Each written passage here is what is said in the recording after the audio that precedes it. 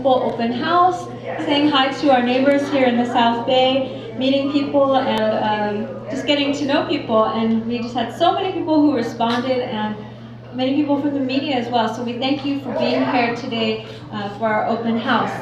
I'd like to introduce to you Dean Matsubayashi, who is the Executive Director of the Little Tokyo Service Center, and he'll share a few words. Thank you for not booing.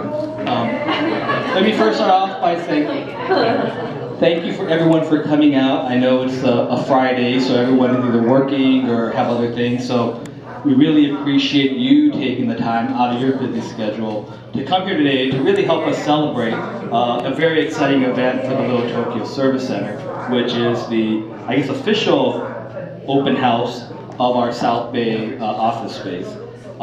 It's great to see, many old friends, many familiar faces, but for those of you out there who are not as familiar with the Little Tokyo Service Center, we are a 35-year-old social service and community development organization that takes a comprehensive approach to making positive change for people and places in Little Tokyo, but also in the broader Nikkei community. Our programs range from early childhood education, small business assistance, community organizing and planning, and also development of affordable housing for those in need. A very major part of our work since the very inception of our organization 35 years ago has been our social services, so counseling, case management, many support groups. So that's been a very big part of our work since the very beginning. I want to make sure to acknowledge some of our amazing staff who work in the social service, so if you could please raise your hand. Social services staff, or LTSC staff, please. So this is only just, not everyone, but just a part of our social services staff. But this amazing group of people every day provide very valuable services to those in need. We serve thousands of clients every single year in the broader Los Angeles area. And our staff are actually able to provide services that are not just culturally sensitive, but also in language. So at social service, we offer services in 6 different languages: English, Japanese, Korean, Cantonese, Mandarin, and also Spanish. So just give another round of applause, please. And then even though our office is based in Little Tokyo, for over the past 20 years now, our services staff have been serving the English-speaking Japanese American community, but also the Japanese-speaking Shinise community in the South Bay. Seniors, caregivers, and also families with young children. So we're really fortunate now to really be able to create a permanent space here at JCI to be able to provide even more services for that segment. An emerging issue that we have all kind of noticed in our community, in the Nikkei community, is the surge or the growth in the senior population, but also the desire of our community to want to live as independently as possible. And this has had tremendous impact not only on them as individuals, but also their family members and their caregivers.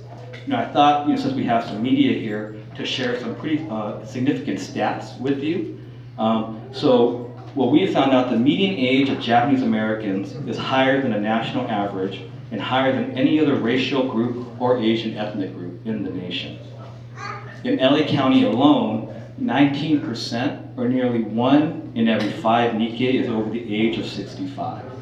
And 4% of our community is over the age of 85. So Japanese and Japanese Americans have the highest percentage of people over 65 and people over 85 than any other racial group or any other Asian ethnic group. So that's pretty significant.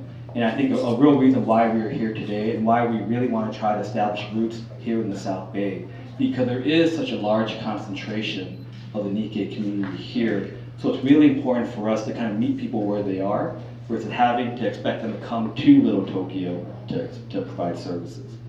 So we thought, when the opportunity presented itself, we thought it'd be perfect for us to try to set up a space here. But this would not have been possible if not for 2 significant supporters. The first is the Neighbor Works America, which provided us with a very generous grant to be able to expand our staffing and also to set up space here. The other one is the Gardena Valley Japanese Cultural Institute, and Allison Kochiyama. Allison. So they are not only our landlord, but more importantly, our partner. And you know, when we expressed the idea of us trying to look at coming to the South Bay, they had very open arms and welcomed us and really encouraged us to try to set up space. And it makes perfect sense because the JCI is such a significant community institution here in the South Bay. You just see all the dynamism and all the people kind of coming together here. So it makes perfect sense for us to kind of continue this partnership. So thank you very much, Allison, and please thank your board. So now I'd like to reintroduce Amy Phillips, who's going to talk a little bit about one of the I guess, the more immediate projects that we will be taking on here in the South Bay office space. I'm the Director of Senior Services at the Little Tokyo Service Center. Although everybody on our staff does a little bit of everything, not just senior services, but working with children and families as well. And here at the South Bay office, of course, we'll be providing our broad range of social services from information and referrals, questions about Social Security, Medicare, finding a caregiver, those kinds of things. And then providing some case management and counseling services as well. So there are some key staff I'd like to have maybe raise their hands real quickly before I get to the needs assessment. So Akiko Takeda, she actually runs our support group for Alzheimer's caregivers and also our counseling and mental health programs. And then some other people who will be in the office a lot are Hiroko Umeda, and let's see, and I want to introduce also Hiroko Higuchi, who is a key staff person. And one of the things that Hiroko is going to be working on right away is a needs assessment for the South Bay Nikkei community. And we'll also be including other Asian populations as well, because we kind of live and work alongside each other here in the South Bay. So the needs assessment is partly funded by NeighborWorks, but also through the Aratani Care Grant. And we're very fortunate that we can do this, kind of a one-of-a-kind, or first time that such a comprehensive study of Japanese Americans and Japanese speakers in the South Bay that we'll be going forward with. And Hiroko will be talking to different people from different populations within the South Bay community. We know that there are many, we call them micro communities, different groups of people with different interests and different backgrounds, and we want to get input from as many people as possible. So if you have some ideas, if you have some suggestions, please see Hiroko afterwards. We have gotten some interesting data so far from, well, actually several different sources we could start sharing with people, but once the needs assessment is completed, we estimate maybe in the fall, we'll be sharing the report widely with everybody in the community, and we'll probably have an event so that people can come and learn and talk about what they see in the community. So we thank you again for being here this morning, and we hope that you can stay and talk with our staff and get to know us a little bit more, and we can get to know you as well. We look forward to all the future partnerships. Thank you.